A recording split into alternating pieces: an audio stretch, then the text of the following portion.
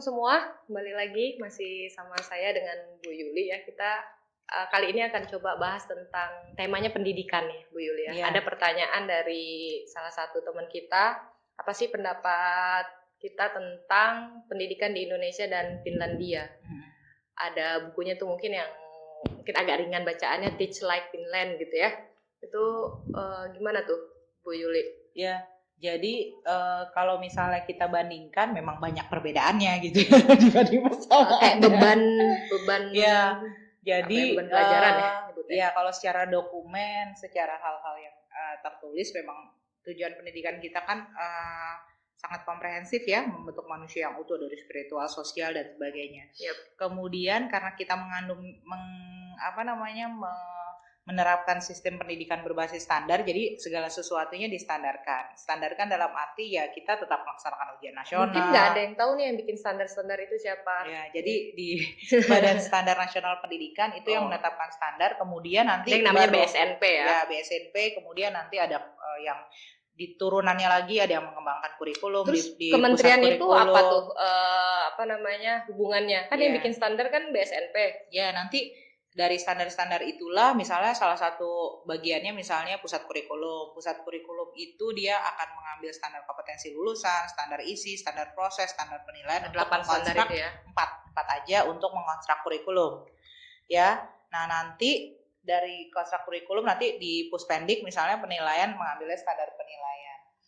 Nah, jadi kalau misalnya kita bandingkan, karena tadi kita balik ke Finland dan Indonesia gitu ya, yang paling menonjol bedanya yang paling apa? menonjol karena konteksnya sangat berbeda. Pertama saja misalnya kompetensi gurunya ya, di Finland itu anak-anak terbaik dalam arti dia memang pilihan yang anak-anak yang terbaik itulah yang menjadi guru. Di Jerman juga seperti itu. Oh, nah kemudian lulusan terbaik itu jadi guru. Kemudian yang mereka juga rata-rata S2, maksudnya minimal requirement-nya itu paling tidak dia sudah master degree. Jadi gitu. S1 nggak bisa gitu. Iya, jadi ada syarat yang memang karena mereka menganggap guru itu qualified, gitu qualified, profesional itu, jadi akhirnya kompetensinya memang sangat diperhatikan.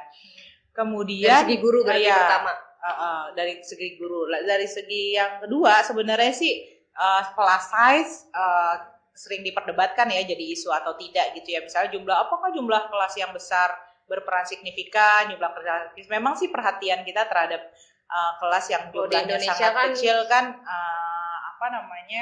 lebih mudah dalam pengelolaan kelasnya lebih mudah gitu. Mungkin perhatiannya lebih terfokus dan sebagainya. Cuma aktivitas belajar, pengalaman belajar yang diberikan kepada siswa karena kurikulum kita kalau dipikir memang cukup padat gitu ya. Materi-materi yang diberikan banyak tapi sebenarnya tidak mendalam gitu ya. Jadi kayak kulit gitu. Tapi banyak gitu. Nah, akhirnya kadang anak-anak agak kebingungan gitu ya, sebenarnya kontekstualnya seperti apa sih dalam pembelajaran. Guru juga mungkin harus terus berinovasi, jadi bagaimana pembelajaran topik-topik yang ada itu bisa diterapkan karena memang hands-on learning di Indonesia mungkin agak kurang ya, tapi sedang digencarkan di kurikulum. Cuma karena jadi anak-anak bingung gitu, sebenarnya aku belajar ini buat apa ya gitu ya, karena sebenarnya dia nggak tahu aplikasinya. Gapnya beda di pembelajaran di kelas sama apa yang ada ngaruhnya apa sih sama hidup saya. Dan kemudian tingkat-tingkat yang lain memang perhatian ya Finland terhadap pendidikan dan sebagainya mungkin lebih concern gitu, mungkin karena memang dananya cukup banyak, kita juga ada keterbatasan dana dan sebagainya, jadi pengembangannya luas dan luar biasa. Kalau Finland sebesar itu aja, Indonesia tuh dengan disparitas yang cukup tinggi gitu ya, bayangkan dari Jakarta ke Papua gitu ya, dengan variasi keberagaman peserta didik, kompetensi guru, kemudian fasilitas yang ada gitu ya, fasilitas beda yang sekali ada, berbeda yang ada, sangat berbeda gitu. Sedangkan kalau di Finland kita bisa bilang mungkin kok secara keseluruhan ya hampir sama lah setiap daerah, karena dia punya standar juga yang harus dipenuhi gitu. Sebenarnya kita juga punya standar. Iya, cuma setiap bagian itu, setiap pemerintah daerah atau pemerintah pusat masih belum bisa memenuhi ya, itu karena kekuatannya belum bisa memenuhi itu karena keterbatasan tadi, salah satunya dana dan sebagainya. Dan kenapa misalnya akhirnya dia bilang misalnya pembelajaran di Finland gak ada PR loh katanya gitu ya, di bagian iya. kemudian Dia menyenangkan selesai. loh, Cuman aktivitas berapa selesai. berapa jam katanya Terus lebih liburnya pendek. itu lama sekali karena memang mereka berpikir yang penting anak itu mencapai kompetensi. Kalau kita lebih, biarpun kita kurikulumnya statementnya berbasis kompetensi gitu ya, cuma pada aplikasinya kita lebih berbasis konten gitu. Ini materinya udah selesai belum ya? Iya. Ini sudah dicapai atau belum, dibandingkan kompetensi yang harus dicapai. Sebenarnya gitu. teori kurikulum nih. Jadi intinya adalah ketika kita mau membandingkan Apa gitu ya, beda perspektif gitu nggak? ya. Jadi ketika kita ingin membandingkan, saya pikir ya terlalu banyak perbedaan gitu ya, yang memang harusnya dan saya pikir di pendidikan kita banyak nilai-nilai yang sangat kuat gitu yang bisa menjadi sebuah kebanggaan juga gitu ya, gimana spiritualnya juga kita bisa terus kembangkan, kemudian yang mungkin Beda agak berbeda konteks. dengan western country gitu ya. Kemudian sebenarnya aspek sosial kita, sebenarnya kita punya nilai-nilai masyarakat yang cukup kuat, yang berpotensi untuk menjadi sebuah kekuatan bangsa kita melalui pendidikan gitu. Saya Indonesia terkenal ramah. Iya. Itu kan maksudnya juga Dan happy. Walaupun nilai pisahnya ya rendah gitu, tapi kita tetap paling happy. Tapi itu positif loh. Karena banyak orang stresnya enggak. Itu termasuk salah satu untuk Finland. Kemudian kalau dibilang Indonesia sekarang kita tapi bisa nggak sih? Karena mungkin gini, banyak guru-guru yang kita kayak mungkin baca buku itu gitu, termasuknya berpikir gimana caranya menjadi, kan katanya kelasnya menyenangkan gitu ya, nggak banyak PR gitu, mungkin nggak untuk diterapkan di Indonesia misalnya kayak gitu pembelajaran seperti itu. Jadi saya pikir faktor penting itu adalah benar-benar guru. Makanya sih seringkali guru sedih juga kalau misalnya guru akhirnya kalau nggak berkualitas guru disalahkan gitu ya. Kalau berkualitas ya kembali juga ke guru. Jadi sebenarnya apapun yang terjadi di luar sana, kurikulum begitu padat, saya selalu bilang ke mahasiswa gitu ya, menyalahkan. Jadi seberapa beratnya gitu ya tugas administrasi, seberapa beratnya overloaded kurikulum yang ada di negara kita gitu ya. Ketika kita menjadi guru, semua itu yang berhadapan dengan siswa-siswa itu adalah kita, gitu, adalah guru gitu. Jadi bagaimana kita menciptakan pembelajaran yang menyenangkan. Anak-anak kan nggak perlu tahu, misalnya nggak perlu tahu dalam arti, padahal sebenarnya banyak sekali loh yang atau harus misalnya dicapai. Jangan-jangan gurunya lagi punya masalah di rumah. Siswa kan nggak harus tahu itu. Iya, jadi gimana kita bikin anak-anak itu enjoy, dan itu lebih penting gitu. Anak-anak tidak sadar dalam satu aktivitas yang kita kreasikan, padahal itu mencapai kompetensi yang sekian banyak. Dan itu nggak mudah. Iya, dan itu sangat tidak mudah. Jadi jadi guru yang menyenangkan, jadi guru yang inspiring gitu ya, yang memotivasi siswa, yang nggak cuma belajar aja dalam arti konten saja gitu ya. Itu dampaknya luar biasa. Karena apa? Kalau misalnya kita mengandalkan guru jadi seseorang yang selalu mendeliver knowledge, nggak akan sanggup. Perubahan informasi melalui Google yang luar biasa, jadi tinggal tanya apa atau semua. Misalnya kayak sekarang bisa belajar sendiri, misalnya ada Khan Academy misalnya, ataupun apa banyak kayak ruangguru.com misalnya, mereka bisa cari resources-nya banyak sekali gitu untuk belajar konten. Jadi kalau misalnya kita hanya fokus ke deliver knowledge, latihan soal dan sebagainya gitu ya, konten aja yang penting materi tercapai gitu. Apa bedanya misalnya kita cuma deal soal di bimbel-bimbel gitu ya kepada mahasiswa.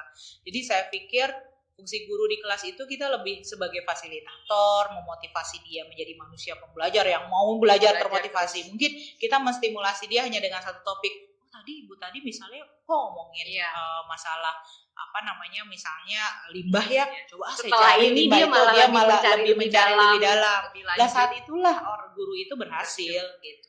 Bisa menstimulasi itu lebih penting. Jadi bukan masalah alokasi waktunya gitu, tapi quality time dan saya pikir ada hal-hal yang memang tidak bisa kita share semuanya di kelas. Ketika tidak bisa share di kelas, ada dulu ya penelitian kita tentang core ya. Iya, jadi ada yang tidak direpresentasikan di kelas, berarti kita beri batasnya, kemudian sisanya mereka bisa explore sendiri, dan saya yakin dengan perkembangan teknologi, gadget dan sebagainya gitu ya, pasti anak bisa lah ya mencari-cari. Jadi sebenarnya jadi guru itu bukan hal yang mudah ya, tapi setidaknya guru harus punya satu, dia pengen terus belajar, ingin menjadi seperti guru seperti apa dia sebenarnya.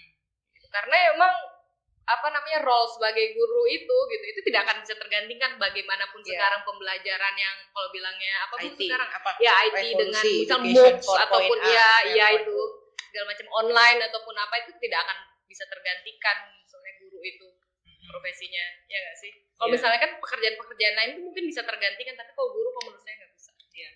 Jadi saya pikir kapan sih ya Indonesia bisa seperti Finland, bisa saja gitu ya, nggak ada yang tidak mungkin gitu ya. Apanya nih yang bisa seperti aja? Ya, misalnya dengan pencapaian prestasi, Finland, PISA nomor 1 ataupun penting nggak Jadi- sih?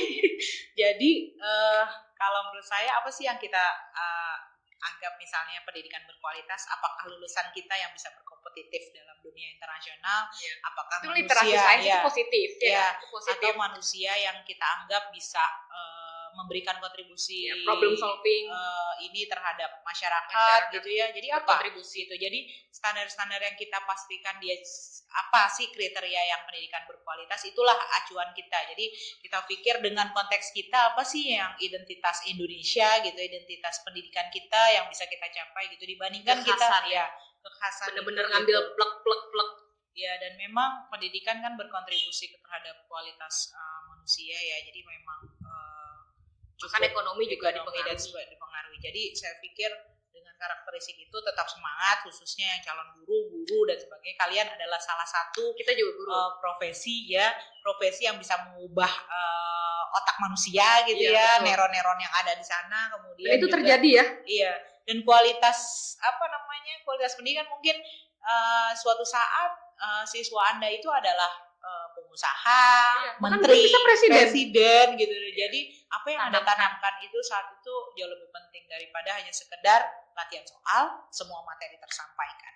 Jadi harus lebih dari itu. Oke guys, itu aja semuanya. Terima kasih. Assalamualaikum.